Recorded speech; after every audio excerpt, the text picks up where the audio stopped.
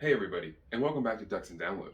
So in this video, I wanted to go over Old Republic lore, but older than the Old Republic. Way back, 36,000 plus years before the Battle of Yavin.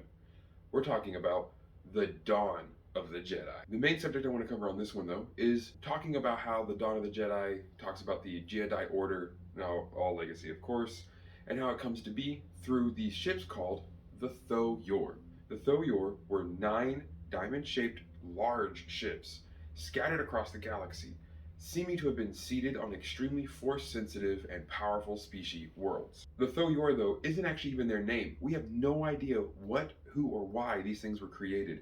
We do know, though, is that they exude so much force energy from these machines that it would attract all the local sages and force sensitives to these objects to defend them, meditate around them, and in some cases almost even worship them. The name Tho-Yor comes from the Dai Bindu monks of Ando Prime, who found one of the Tho-Yor in a mountaintop. Feeling the extreme amount of force from it, they began to meditate for a millennia before the doors finally opened and accepted them within. Not only on Ando Prime with the Dai Bindu, though, there were the other ones scattered through Kashyyyk, Manaan, the Cathar homeworld, Korriban, Dathomir, Ryloth, and the home planets of the Devaronians, Iktachi, and Myerluka. So a lot of these different species were actually brought to Tython by the Tho-Yor, almost like a taxi system that went around collecting force-sensitive species.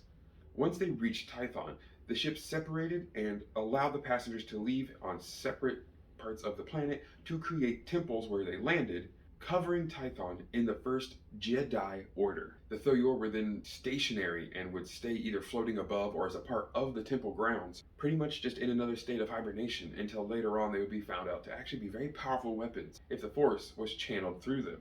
The Jedi were also an extremely cool, early concept for Grey Jedi, and that's where a lot of people get that concept from, but they weren't really that. The Jedi had a study in sense of duality.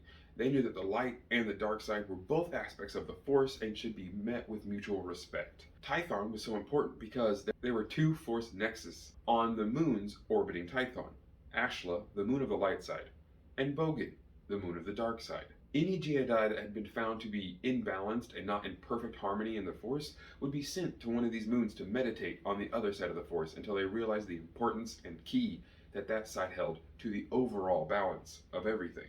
One of the really interesting aspects, though, of the Tho-Yor is also the symboling on them. The very front of the Tho-Yor, which may have been the entry port, honestly resembles the Sith Imperial and then later Palpatine's Imperial signet.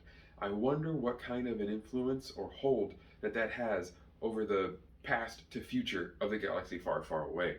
Could they be related? Is there somehow a sense that the ancient Sith remembered their time on Tython greatly and took that symbol? Even with Palpatine, did he ever see a Tho-Yor artifact or one of the parts of the ship maybe broken down by now and with no more Force energy?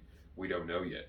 But The Dawn of a Jedi is an amazing series, and I highly recommend both the book and comics. This is, of course, a time when lightsabers were not being used by the Jedi. They were using very specially forged, force-imbued swords, much like we see with vibro blades and vibro swords in the Knights of the Old Republic game. Now, the Tho-Yor did leave out one species that we know to be extremely force-sensitive, the Rakatans. At this time, the Rakatan Infinite Empire had pretty much wiped out their predecessors, a reptilian race of force sensitives who built these massive teleporting rings that would take you all over the galaxy. The Tho-Yor did not take any of the Rakatans with them, leaving them in the Infinite Empire space until eventually the Empire itself found Tython through a Force Hound and began a great war, where lightsabers were finally first introduced into the Jedi Order. So there's a fun little background for you on some of the Dawn of the Jedi and the Jedi Order.